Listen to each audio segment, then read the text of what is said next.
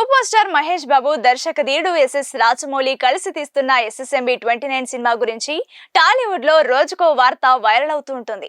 ఈ చిత్రం ఒక గ్లోబల్ ఫారెస్ట్ అడ్వెంచర్ థ్రిల్లర్ గా తెరకెక్కుతుంది. ఈ సినిమా షూటింగ్ షెడ్యూల్స్ వేగంగా జరుగుతున్నాయి.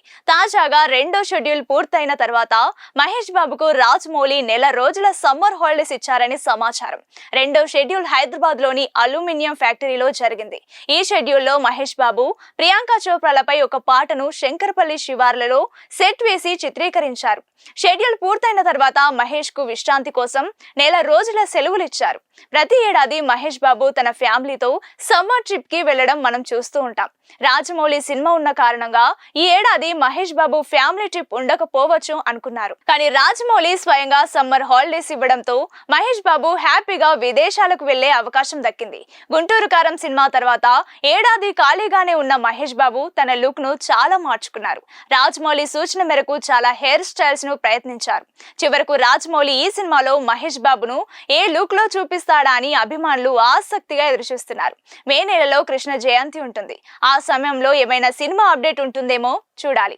సమ్మర్ హాలిడేస్ తర్వాత జూన్ 2వ వారంలో మళ్ళీ షూటింగ్ ప్రారంభమయ్యే అవకాశాలున్నాయి. ఆ సమయంలో వారణాసి సెట్ లో చిత్రీకరణ ఉంటుందని తెలుస్తోంది. విదేశీ షెడ్యూల్ సైతం ఉంటుందట. సినిమా షూటింగ్ ఈ ఏడాదిలోనూ పూర్తి చేసే విధంగా రాజమౌళి ప్రయత్నాలు చేస్తున్నారు. 2027లో సినిమా వచ్చే అవకాశం ఉందని అంటున్నారు. మహేష్ తిరిగి వచ్చే గ్యాప్ లో రాజమౌళి మిగిలిన ప్రొడక్షన్ పనుల్లో బిజీగా ఉండబోతున్నాడు. మెటల్ గేర్, స్నాచర్స్ వంటి video game designer Hideo Kojima SSMB 29 కోసం పనిచేయబోతున్నాడు.